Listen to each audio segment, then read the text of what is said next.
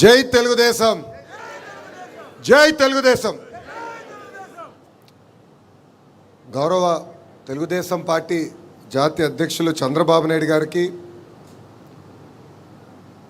ప్రత్యేకంగా రాష్ట్ర అధ్యక్షులు పల్లా శ్రీనివాసరావు గారికి, పల్లా గారిని ఎప్పుడు చూసినా నాలో ఇంకా కోపం తగ్గల. ఎందుకంటే 91,000 మెజార్టీతో నేను గెలిచానన్న ఆనందం కనీసం ఒక్క క్షణం కూడా ఎంజాయ్ చేసే అవకాశం ఆయన ఇవ్వాల. మనందరం చూసాం, చాలా తక్కువ మాట్లాడతాడు, కానీ హయ్యెస్ట్ మెజారిటీతో గెలిచిన వ్యక్తి మన అధ్యక్షులు పల్లా శ్రీనివాస్ గారు. ఉత్తరాంధ్రలో నేను పాదయాత్ర చేయలేకపోయాను. శంకరామం కార్యక్రమంలో నేను తిరిగినప్పుడు పల్లన్న నాతో ఉన్నారు. అప్పుడు అడిగా ఆయన్ని, అన్న ఎప్పుడు నవ్వుతూనే ఉంటారు, ఇది మీకు ఎక్కడి నుంచి వచ్చింది, ఈ వరం దేవుడు ఎక్కడి నుంచి ఇచ్చాడు, ఇది మా అందరికీ కొంచెం అంటించండి అని చెప్తాం జరిగింది. ఒక యువకుడుగా, ఉత్సాహవంతుడుగా, నవ్వుతూ మనందరికీ ఒక దిశ నిర్దేశం ఇస్తున్న వ్యక్తి పల్లా శ్రీనివాసరావు గారు. అదేవిధంగా వేదిక మీద ఉన్న పెద్దలు, పాలిట్ బ్యూరో సభ్యులు, వేదిక మంది ఉందల సెంట్రల్ కమిటీ సభ్యులు, స్టేట్ కమిటీ సభ్యులు, అదేవిధంగా కార్యకర్తలందరికీ నా హృదయపూర్వక నమస్కారాలు. విశ్వవిఖ్యాత నట సార్వభౌమ స్వర్గీయ శ్రీ నందమూరి తారక రామారావు గారు తెలుగు ప్రజల ఆత్మగౌరవం కోసం స్థాపించిన పార్టీ తెలుగుదేశం పార్టీ. తెలుగు జాతిని ప్రపంచం పట్టంలో పెట్టిన ఒకే ఒక లెజెండ్ మన నాయకుడు చంద్రబాబు నాయుడు గారు. దేశ రాజకీయాల్లో మన పార్టీ ఒక ప్రభంజనం. పార్టీ స్థాపించిన 9 నెలల్లోనే అధికారంలోకి తీసుకొచ్చారు మన నాయకుడు అన్న ఎన్టీఆర్. మనకి గల్లీ పాలిటిక్స్ తెలుసు, ఢిల్లీ పాలిటిక్స్ కూడా బాగా అర్థమవుతుంది. ఓడిపోయినప్పుడు వెనక్కి తగ్గలేదు, గెలిచినప్పుడు కాళ్ళు ఎగరేసుకుని తిరగలేదు. నిత్యం ప్రజలకు అందుబాటులో ఉంటూ ప్రజల సమస్యలు పరిష్కరించిన పార్టీ ఒక తెలుగుదేశం పార్టీ. 44 ఏళ్ళ గొప్ప చరిత్ర ఉన్న పార్టీ మనది. అలాంటి పార్టీకి ప్రత్యేకంగా నన్ను నేషనల్ వర్కింగ్ ప్రెసిడెంట్గా నియమించిన మన అధ్యక్షులు చంద్రబాబు నాయుడు గారికి, దాంట్లో కీలక పాత్ర వహించిన వేదిక ముంద నాయకులకి పేరు పేరున నా హృదయపూర్వక ధన్యవాదములు. ఒక మాటలో చెప్పాలంటే నాకు బాధ్యత పెరిగింది. యువగలం పాదయాత్రలో మిమ్మల్ని అందరినీ కలుసుకుంటూ, మీ సమస్యలు వింటూ, ఇప్పుడు అధికారంలోకి వచ్చిన తర్వాత ఆ సమస్యలు పరిష్కరించే దిశగా నేను పనిచేస్తూ వచ్చా. వాస్తవంగా చెప్పాలంటే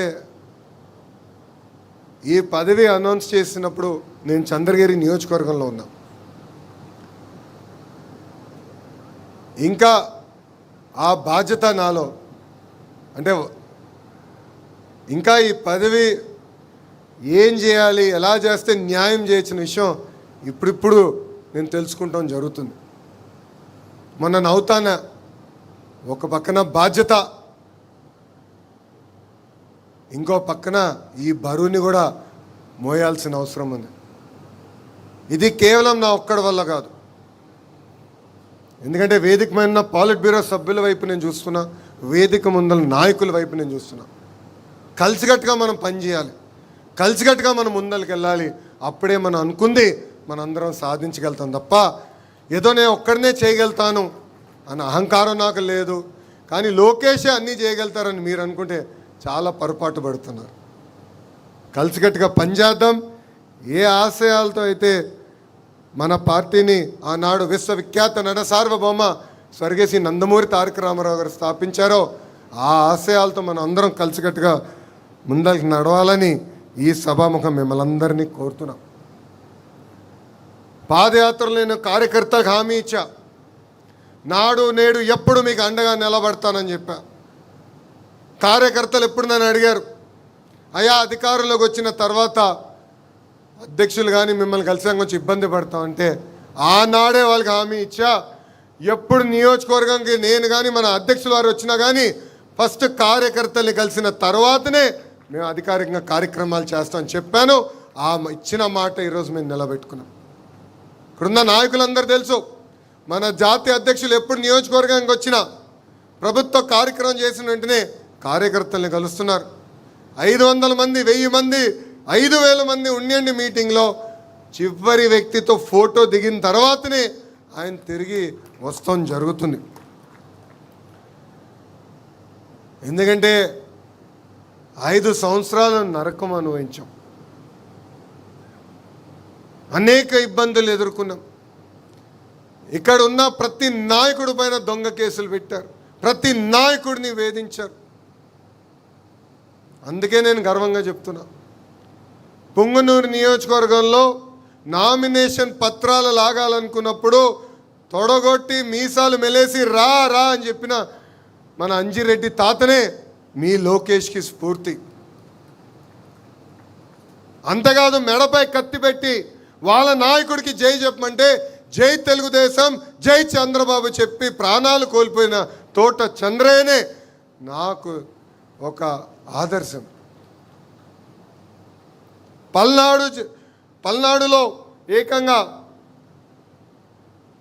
ఒక తల్లిపైన దాడి చేసి రక్తం కారుతున్నా కూడా చివరి ఓటు పడే వరకు బూత్లో నిలబడిన మంజులా గారే నాకు ఒక లక్ష్యం. కరెక్ట్గా కృష్ణానది గట్టుపక్కన గాంధీ గారు అని ఒక సీనియర్ నాయకుడు ఉన్నారు, అనేక మార్లు కార్పొరేటర్గా చేసిన వ్యక్తి. వాళ్ళ నాయకుడిని నిలదీస్తున్నాడని ఏకంగా కంటి చూపు పోయే విధంగా పొడిశారు. అయినా కూడా ఎత్తిన పసుపు జెండా దించకుండా, మడుమ తిప్పకుండా జై తెలుగుదేశం అన్న గాంధీ గారే నాకు స్ఫూర్తి. కోటి సభ్యత్వాలతో రికార్డులు మనందరం బద్దలు కొట్టాం. కార్యకర్తల సంక్షేమమే ఒక లక్ష్యంగా పెట్టుకుని మనందరం పనిచేసాం. గతంలో ప్రమాదంలో ఎవరైనా చనిపోతే 2 లక్షల రూపాయలు వచ్చే బీమాని ఏకంగా ఈరోజు 5 లక్షల రూపాయలు మన పార్టీ చేసింది.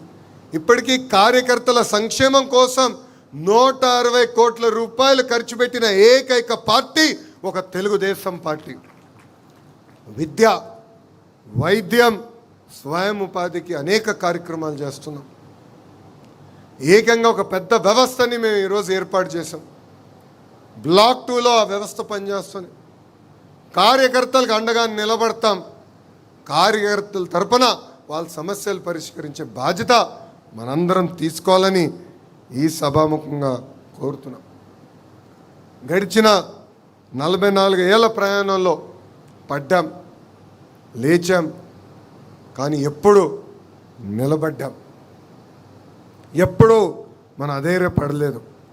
దానికి ప్రధానమైన కారణం మన సిద్ధాంతాలు. సమాజమే దేవాలయం, ప్రజలే దేవుళ్ళు అని చెప్పిన గొప్ప నాయకుడు అన్న ఎన్టీఆర్. ఆయన ఆశయాలతో మనం ఇన్నాళ్ళు నడుచుకుంటూ వచ్చాం.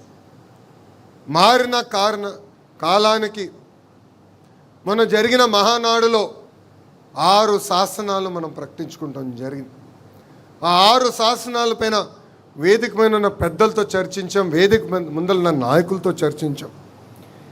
ఏం పెడితే బాగుంటుంది, రాబోయే 4 దశాబ్దాలు పార్టీని ఎలా నడిపించాలి, ఆ మార్గం మనం ఎంచుకోవాలని నేను కోరుతాం జరిగింది. అందులో మొదటిది తెలుగు జాతి విశ్వఖ్యాతి, రెండోది యువగలం, మూడోది స్త్రీ శక్తి, నాలుగోది పేదల సేవలో సామాజిక న్యాయం, ఐదోది అన్నదాతకు అండగా, ఆరోది కార్యకర్తనే మన అధినేత. ఇది మీ అందరికి ఎందుకు గుర్తు చేస్తున్నానంటే, రాబోయే రోజుల్లో మనందరం నిర్ణయాలు తీసుకోవాల్సి వస్తుంది. అందుకే మనకి ఈ బాధ్యత ఇచ్చింది పార్టీ. ఒక్కసారి కళ్ళు మూసుకుని ఈ 6 శాసనాల గురించి ఆలోచించి సరైన నిర్ణయం తీసుకోవాల్సిన బాధ్యత ఇక్కడ ఉన్న మనందరిపైన ఉంది. గడిచిన 2 ఏళ్ళలో సంక్షేమ అభివృద్ధి జోడెద్దుల బండిగా మనం నడిపించుకుంటూ ముందరికెళ్తున్నాం. మనం అందించిన సంక్షేమం భారతదేశంలో ఏ రాష్ట్రం కూడా ఇవ్వట్లేదు. 2000 రూపాయల పెన్షన్ని 2000 రూపాయలు చేసింది మనమే. ఆ పెన్షన్ని తిరిగి 4000 రూపాయలు చేసింది మనమే. వృద్ధులుంటే 6000 రూపాయలు బెడ్కే పరిమితం అవుతే 15000 రూపాయలు ఈరోజు మనం అందజేస్తున్నాం. యావత్ భారతదేశంలో ఏ రాష్ట్రంలో కూడా ఇంత పెన్షన్ ఇవ్వట్లేదు. అనేక ధనిక రాష్ట్రాలు ఉన్నాయి, వాళ్ళు కూడా ఇవ్వట్లేదు. ఆర్థిక ఇబ్బందులున్నా ఇచ్చిన మాట నిలబెట్టుకుంటున్నాం. ఇంతేకాదు, దీపం పథకం కింద ఉచితంగా ప్రతి ఏటా 3 సిలిండర్లు ఇస్తుంది మనమే. 16,347 టీచర్ పోస్టులు, అదేవిధంగా 6,000 కానిస్టేబుల్ పోస్టులు కూడా భర్తీ చేసింది మనమే. ఇప్పుడు ఏకంగా 10,060 పోస్టులతో ప్రత్యేకంగా జాబ్ క్యాలెండర్ విడుదల చేసింది మనమే. ఏ డేట్ ఎగ్జామ్ పెడతాం, ఏ డేట్లో ఆ పోస్టులు కూడా భర్తీ చేస్తామని చెప్పింది కూడా మనమే. ఈ ఇంట్లో ఎంతమంది పిల్లలున్నా అంతమంది పిల్లలకి తల్లికి వందనం కూడా ఇస్తామని చెప్పింది మనమే. చేసి చూపించింది ఎన్డీఏ ప్రభుత్వం. అన్నదాత సుఖీభవ అందించింది మనమే. ఎన్ని ఆర్థిక ఇబ్బందులున్నా 1వ తారీఖు నాడు జీతం కూడా అందిస్తుంది మన ప్రభుత్వమే. ఆర్థికంగా ఎంత ఇబ్బందుల్లో ఉన్నో మనందరికన్నా మన ఆర్థిక శాఖ మంత్రులు కేశవ్ గారికి బాగా తెలుసు. అయినా కూడా బాబు గారు హామీ ఇచ్చారు, కూటమి ప్రభుత్వం హామీ ఇచ్చింది, ఇచ్చిన హామీని నిలబెట్టుకునే దానికి మనం వెనక్కి తగ్గేదానికి లేదని చెప్పి ఆయన కూడా ఒక ఆర్థిక శాఖ మంత్రులుగా అద్భుతమైన సేవ అందిస్తున్నారు. మనం చూసాం, వాళ్ళ 5 ఏళ్ళు అధికారంలో ఉన్నప్పుడు కనీసం రోడ్డు పైన పడిన గుంటలు పూడ్చలేదు. అలాంటిది ఈరోజు యుద్ధ ప్రాతిపదికంగా గుంటలు పూడ్చాం, రోడ్లు వేసుకుంటూ వెళ్తున్నాం. చేయాల్సిన పనులు ఇంకా ఉన్నాయి. అన్నీ చేసామన్న గర్వంతో నేను చెప్పట్లేదు. ఎవరు ఊహించిన విధంగా మనం అభివృద్ధి చేసుకున్నాం. ఆర్థిక ఇబ్బందులున్న సంక్షేమ కార్యక్రమాలు చేశాం. చేయాల్సిన పనులు ఇంకా ఉంటాయి. తప్పనిసరిగా కలిసికట్టుగా మనం ముందరికెళ్తేనే మనం అనుకున్న పనులన్నీ చేయగలుగుతాం. ఇప్పుడు భారతదేశంలో పెట్టుబడిలో కూడా ఆంధ్ర రాష్ట్రం నంబర్ 1. 100 రూపాయలు భారతదేశంలో పెట్టుబడులు వస్తే దాంట్లో 25 రూపాయలు ఏకంగా ఆంధ్ర రాష్ట్రానికి వస్తున్నాయి. అందుకే మనం నిన్న మీటింగ్లో చెప్పా, మనది గూగుల్, వాళ్ళది గొడ్డలని. ఒక ట్రేడ్ మార్క్, ఒక బ్రాండ్ అంబాసిడర్గా మన చంద్రబాబు నాయుడు గారు అహర్నిశలు కష్టపడుతున్నారు. Google, Arcelor Mittal, renew, TCS, Cognizant, Reliance ఇలా సుమారుగా 800 ప్రాజెక్ట్స్ ఈరోజు ఆంధ్ర రాష్ట్రానికి తీసుకొచ్చాం. యుద్ధ ప్రాతిపదికంగా మనం గ్రౌండింగ్ కూడా చేస్తాం జరుగుతుంది. సైకో పార్టీ మనకి సినిమా చూపిస్తానంటున్నారు. రపరప బ్యాచ్కి నేను ఒకటే చెప్తున్నా, మీ సినిమా విధ్వంసం, మా సినిమా అభివృద్ధి. మీ అందరి బాలయ్య, నా ఒక్కడికే ముద్దల మావయ్య తొడగొడితే వీళ్ళందరూ ఒక్కరు కూడా ఇక్కడ ఉండరు. ఈ సైకో బ్యాచ్ బతకదు. వాళ్ళు ఒకటే చెప్తున్నా, మీ సినిమాకి ఎండ్ కార్డ్ వేసేది మా పసుపు సైన్యమే, ఇది గుర్తుపెట్టుకోండి. పాదయాత్రలో కార్యకర్తలు నన్ను కలిశారు. పనిచేసే కార్యకర్తల్ని మీరు గుర్తించాలని పదే పదే కోరారు. అందుకే టెక్నాలజీతో జోడించి మన అందరం పనిచేయాలన్నాను. ఇక్కడున్న చాలామంది కార్యకర్తలు మనం ప్రతిపక్షంలో ఉన్నప్పుడు నన్ను తిట్టుకున్నారు. ఓటీపీ వ్యవస్థ ఎందుకు పెట్టాడు, ఇంత సిస్టమ్ ఎందుకు తీసుకొచ్చారంటే ఎవరు పని చేశారు, ఎవరు పని చేయలేదని తెలుసుకునేదానికి ఆ వ్యవస్థను ఏర్పాటు చేశాం. ఈరోజు మై టీడీపీ అనే యాప్ తీసుకొచ్చాం. మీరు చేస్తున్న ప్రతి కార్యక్రమం పార్టీకి తెలియాలంటే వేరే వ్యవస్థ ఉండదు, టెక్నాలజీతో అనుసంధానం అవ్వాలి. మై టీడీపీ యాప్ డౌన్లోడ్ చేసుకోండి. మీరు చేస్తున్న ప్రతి కార్యక్రమం పార్టీకి తెలియజేయండి. తప్పనిసరిగా జల్లెడు బట్టి మిమ్మల్ని ఎత్తుక్కుంటూ తెలుగుదేశం పార్టీ వస్తుందని ఈ సభాముఖ కార్యకర్తలందరికీ నేను హామీ ఇస్తున్నా. ఇక్కడ ఉన్న నాయకులను అడుగుతున్నా, ఎంతమంది మై టీడీపీ యాప్ డౌన్లోడ్ చేశారని?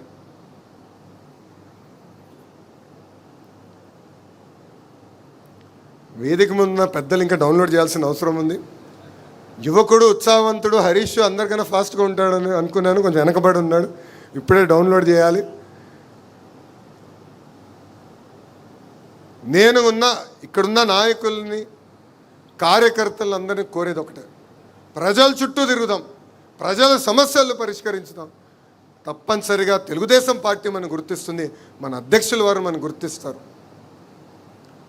అంతేగాని రూముల్లో కూర్చుని పనిచేస్తే మన ఆశయాలు మనం సాధించలేం.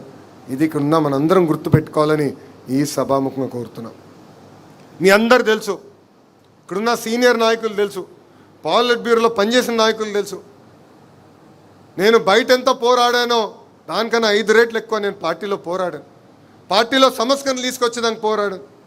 మనం ప్రతిపక్షంలో ఉన్నప్పుడు డిస్ట్రిక్ట్ పార్టీ కాదు, పార్లమెంట్ పార్టీ వ్యవస్థ తీసుకొస్తే బాగుంటుందని నేను ప్రతిపాదించాను, పోరాడా.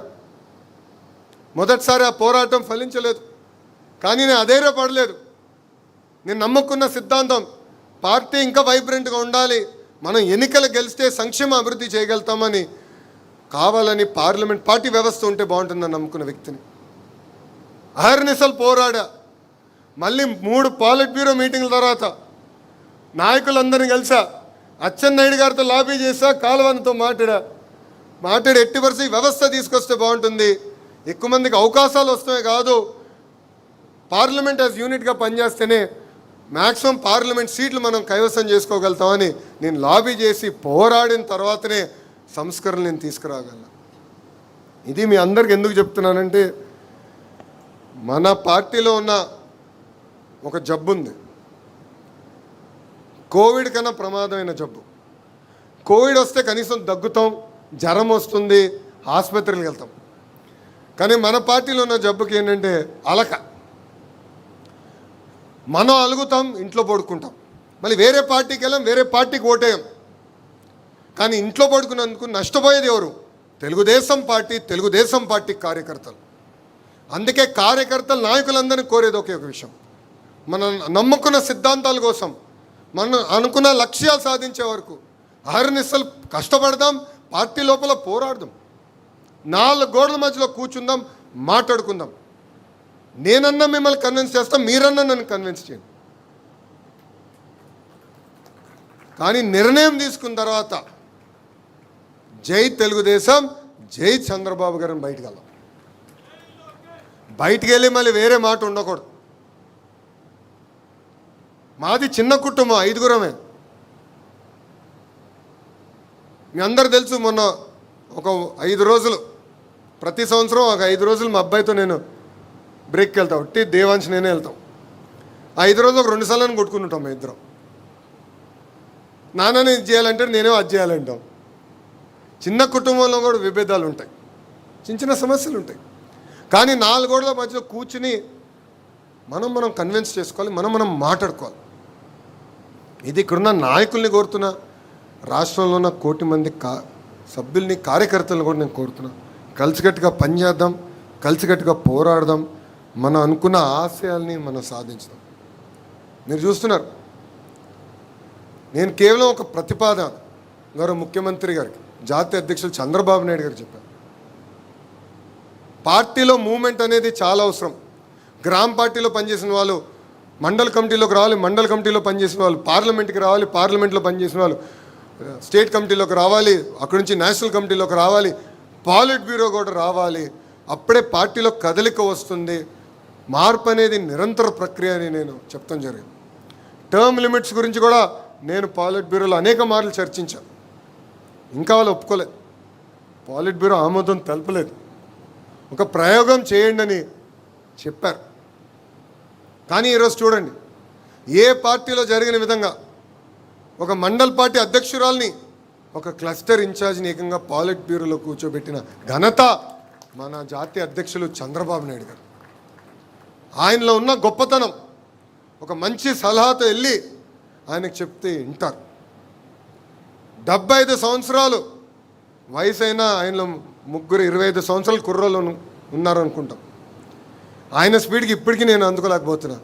నేను రాము ఎప్పుడు మాడుకుంటాం, ఆయనతో పోటీ పడతాం మన వల్ల అవుదని. అంత అనుభవం ఉన్న వ్యక్తి, 4వ సారి ముఖ్యమంత్రిగా చేస్తున్న వ్యక్తి. ఇప్పుడు కూడా అందరి దగ్గర నుంచి ఫీడ్బ్యాక్ తీసుకున్నప్పుడు మనం కూడా ఎంత ఫీడ్బ్యాక్ తీసుకోవాలో దయచేసి ఇక్కడున్న నాయకులందరూ కూడా కోరుతున్నాం. మనం చూసాం ఒక గుజరాత్ రాష్ట్రంలో, అదేవిధంగా ఒడిస్సా రాష్ట్రంలో కంటిన్యూస్గా ఒకే ప్రభుత్వం ఏర్పడింది. దానివల్ల వాళ్ళు ఎంత అభివృద్ధి చేసుకోగలిగారో మనందరం చూస్తున్నాం. 5 సంవత్సరాలు గడిచిన 5 సంవత్సరాలు మనం చాలా నష్టపోయాం. ఒక విధ్వంస పాలన మనం చూసాం. అందుకే మనందరం కష్టపడాలి, ఆర్నిసలు పోరాడాలి. 2029లో మళ్ళీ ఎన్డీఏ ప్రభుత్వ అధికారంలోకి వచ్చే విధంగా మనందరం పనిచేయాల్సిన అవసరం ఉంది.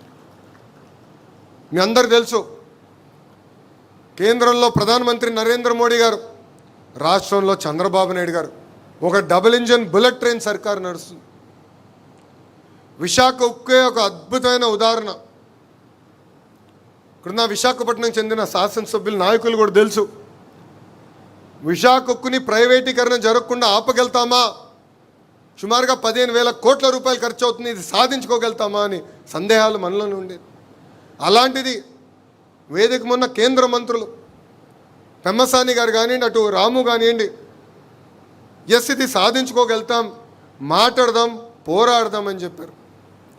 కేంద్రంలో ఉన్న కేంద్ర ఆర్థిక శాఖ మార్చులు నిర్మలా సీతారామన్ గారిని అర్ధరాత్రి 12 కలిసి, ఇప్పుడు కూడా ఆ ఫోటో మా దగ్గర ఉంది, విశాఖ ఉక్కు గురించి చర్చించారు. వదిలిపెట్టలేదు, ఇది మాకు కాపాడుకోవాలి, ఒక సెంటిమెంట్ మాకు ఇదని చెప్పి. కేంద్రంలో మనం బలపరిచిన ప్రభుత్వం ఉంది కనుక, మన ప్రభుత్వం ఉంది కనుకనే విశాఖ ఉక్కుని ఈరోజు కాపాడుకోగలిగినాం, రైల్వే జోన్ సాధించుకోగలిగినాం. త్వరలో కర్నూలుకి హైకోర్టు బెంచ్ కూడా తీసుకురాబోతున్నాం. ఆగిపోయిన అమరావతి పనులు ఈరోజు వేగంగా ముందరికి నడుస్తున్నాయి. భారతదేశంలో ఏ రాష్ట్రానికి పార్లమెంట్ సాక్షిగా ఇది రాజధాని అని చెప్పలేదు, ఒకే ఒక అమరావతికి చెప్పారు. అది ఎందుకు జరిగిందంటే కేంద్రంలో మన ప్రభుత్వం ఉంది. పోలవరానికి ప్రత్యేక నిధులు తీసుకొచ్చాం. ఆగిపోయిన పనుల్ని వేగంగా ఈరోజు మనం ముందరికి తీసుకెళ్తున్నాం. అంతేకాదు, మన రాష్ట్రంలో పవన్ అన్న ఉన్నారు. నేను ఎన్నో మార్లు చెప్పా, ప్రత్యేకంగా చంద్రబాబు నాయుడు గారిని అరెస్ట్ చేసినప్పుడు పవన్ అన్న ఆయన్ని కలిసిదానికి వచ్చారు. మేము కలిసిన తర్వాత ప్రెస్ మీట్ పెట్టి అక్కడ బస్సులో కుటుంబం అంతా ఉంటే కలవాలని నేను వచ్చాను. అప్పుడు ఆయన ఒక్కటే ఒక మాట చెప్పాడు, లోకేష్ ఒక పెద్దన్నగా నీకు నేను అండగా నిలబడతాను, నీకు ఏ సమస్య ఉన్నా నాకు ఫోన్ చేయి అని చెప్పిన వ్యక్తి పవన్ అన్న. ఈరోజు చాలా స్పష్టంగా ఆయన చెప్తున్నారు, కనీసం 15 సంవత్సరాలు చంద్రబాబు నాయుడు గారి నాయకత్వంలో ఎన్డీఏ ప్రభుత్వం ఏర్పడాలి, కలిసికట్టుగా మనం పనిచేయాలని. మొన్న ఒక ఇంటర్వ్యూలో పొరపాటున నేను 2029 కూటమి గెలుస్తుందని చెప్పా. ఇమ్మీడియట్గా ఆయన ఫోన్ చేసి, నేను 3 టర్మ్లు అంటే నువ్వు వచ్చే టర్మే అంటావు ఏంటని నాతో దెబ్బలాడిన వ్యక్తి పవన్ అన్న. పొత్తు ధర్మం అందరం పాటించాలి, కలిసికట్టుగా పోరాడాలి, మన రాష్ట్రాన్ని మనం కాపాడుకోవాలి. దీనికి మనందరి సహకారం చాలా చాలా అవసరం. ఇంకా మన రాష్ట్రంలో గౌరవ ముఖ్యమంత్రి గారు చెప్పినట్లు క్రెడిట్ చోరీ జబ్బున్న నాయకుడు ఉన్నాడు. సారీ, మన రాష్ట్రంలో కాదు, బెంగళూరులో ఉంటాడు ఆయన. ఇప్పుడు అయింది బెన్ తాహై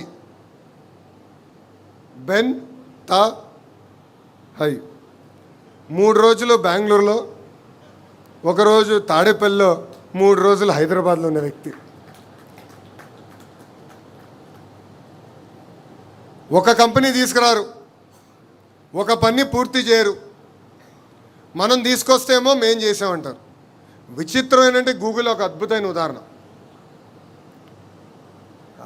ఫస్ట్ మీటింగ్ విశాఖపట్నంలో రహస్యంగా మనం పెట్టుకున్నాం.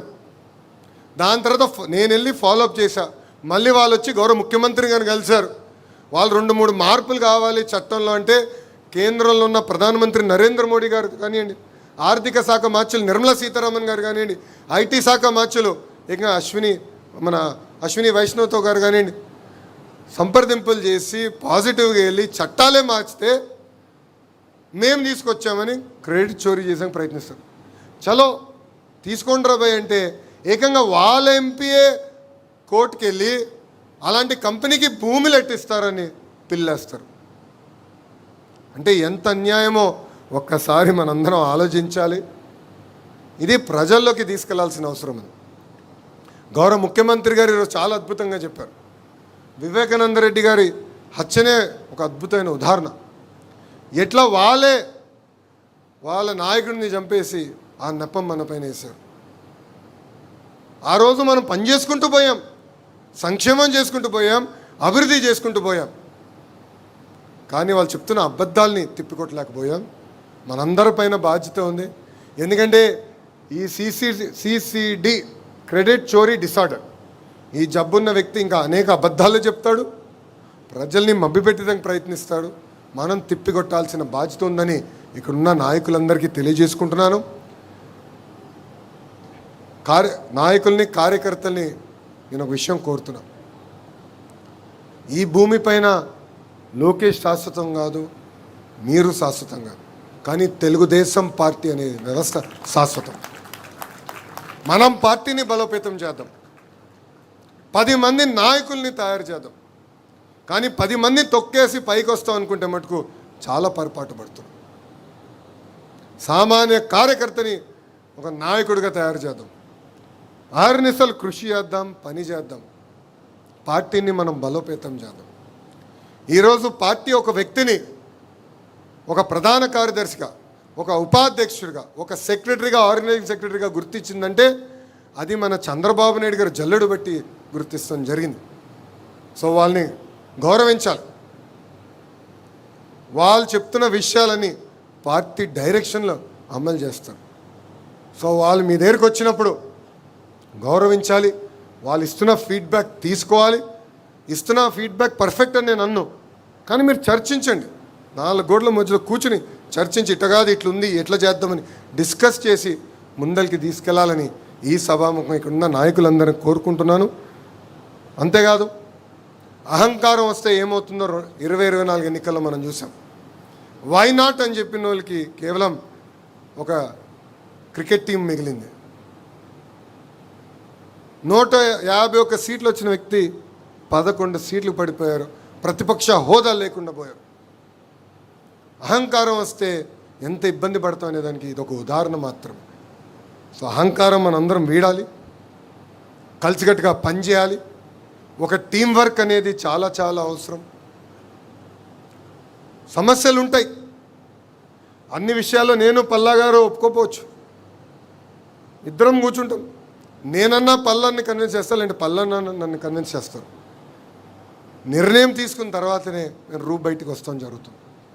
ఇట్లా ఎవరితోనా సమస్య ఉంటే భోజనం పెట్టండి, వాళ్ళని ఇంటికి పిలిపించండి, కూర్చోబెట్టి మన సమస్యలు మనమే పరిష్కరించుకోవాలని ఈ సభాముఖం మిమ్మల్ని అందరూ నేను కోరుకుంటున్నాను. మనం నిత్యం ప్రజల్లో ఉండాలి, ప్రజల సమస్యలు పరిష్కరించాలి. మన జాతీయ అధ్యక్షుల వారే ప్రతిరోజు 20 గంటలు పనిచేస్తుంటే మనం కనీసం 1 గంట ఆయనకన్నా ఎక్కువ పని చేయాలి కదా. కనీసం 1 గంట ఎక్కువ పని చేయాలి. పవిత్రమైన దేవాలయం ఉంది. ఈరోజు మీరు చూస్తున్నారు, బీజేపీ మినహా భారతదేశంలో ఏ పార్టీకి లేని కార్యాలయం ఈరోజు ఒక తెలుగుదేశం పార్టీకి సొంతం. మనందరం పనిచేసడానికి ప్లేస్ ఉంది. సెంట్రల్ కమిటీకి ఒక ఫ్లోర్ ఉంది, స్టేట్ కమిటీకి ఒక ఫ్లోర్ ఉంది, ట్రైనింగ్ గ్రీవెన్సెస్ అందరికి సెపరేట్గా ఒక బిల్డింగే ఉంది. 365 రోజుల్లో 300 రోజులు ట్రైనింగ్ ఇక్కడ జరగబోతుంది. ఇప్పటికీ సుమారుగా 8,000 మందికి ఇక్కడ ట్రైనింగ్ చేసాం. గ్రామ పార్టీ స్థాయి వరకు తప్పనిసరిగా ఇక్కడికే పిలుస్తాం, వాళ్ళు కూడా ఇక్కడ ట్రైనింగ్ ఇస్తాం. ఈరోజు మీరు కూడా ఒక ఓరియంటేషన్ ప్రోగ్రామ్ అటెండ్ అయ్యారు. ఇది ప్రారంభం మాత్రమే. కంపల్సరీ 2 రోజులు మీరు ఇక్కడ ఉండాలి. 2 రోజులు ఉంటుంది ట్రైనింగ్, నాకు ఉంటుంది ఆ ట్రైనింగు. సామాన్య కార్యకర్త ఎక్కడ పడుకున్నారో అక్కడనే మనం పడుకుంటున్నాం, అక్కడనే మనం అందరం స్నానం చేస్తున్నాం. కార్యకర్తలను ఎట్లా చూసుకుంటామో అదేవిధంగా పార్టీ కూడా మనం చూసుకుంటుంది. ఈ ట్రైనింగ్ అనేది చాలా చాలా అవసరం. ఈ ట్రైనింగ్ ప్రోగ్రామ్కి అందరూ సహకరించాలని ఈ సభాముఖం కోరుకుంటూ, ఇంత చిన్న వయసులో నాకు అద్భుతమైన అవకాశం ఇచ్చారు మీరందరూ. వాస్తవంగా నేను ఈరోజు ఈ స్థాయికి వచ్చాను, ఆ కుర్చీలో నేను కూర్చోగలుగుతున్నానంటే దానికి కారణం వేదిక ముందున్న నాయకులు, రాష్ట్ర వ్యాప్తంగా ఉన్న 1 కోటి మంది కార్యకర్తలు. మీ త్యాగాలతో నేను ఈరోజు ఈ స్థాయికి వచ్చాను. ఆ రోజు మీరు నాతో నడిచారు కనుకనే యువగలం పాదయాత్ర సక్సెస్ అయింది. నా వెనక్కుంటూ నన్ను ప్రోత్సహిస్తూ ముందరికి తీసుకెళ్తున్నారు. ఏ చిన్న సమస్య ఉన్నా మీ అందరి దగ్గర నా నంబర్ ఉంది. తిట్టేది నన్నే, పొగిడేది నన్నే, 2 సమానంగా నేను స్వీకరిస్తున్నాను. మీరు ఇస్తున్న ప్రతి ఫీడ్బ్యాక్ని నేను సీరియస్గా తీసుకుంటున్నా, గౌరవ అధ్యక్షులతో చర్చిస్తున్నా. కానీ ఈరోజు ఒక నేషనల్ వర్కింగ్ ప్రెసిడెంట్గా నన్ను మీరందరూ నియమించినందుకు నా హృదయపూర్వక ధన్యవాదాలు తెలుపుకుంటున్నాను. ఈ బాధ్యతను నేను స్వీకరిస్తూ ఆర్ఎన్ఎస్ఎల్ కృషి చేస్తా. మీకోసం, కార్యకర్తల కోసం, ఆంధ్రుల కోసం, తెలుగు జాతి కోసం నేను పనిచేస్తానని ఈ సభాముఖం మీ అందరికీ నేను హామీ ఇస్తూ, నాకింత అద్భుతమైన అవకాశం ఇచ్చిన మీ అందరికీ పేరు పేరున నా హృదయపూర్వక ధన్యవాదాలు తెలుపుకుంటూ మీ అందరి దగ్గర నుంచి సెలవు తీసుకుంటున్నాను. జోహార్ అన్న ఎన్టీఆర్, జోహార్ అన్న ఎన్టీఆర్. చంద్రబాబు నాయుడు గారి నాయకత్వం, చంద్రబాబు నాయుడు గారి నాయకత్వం. జై తెలుగుదేశం, జై తెలుగుదేశం. అందరికీ నమస్కారం.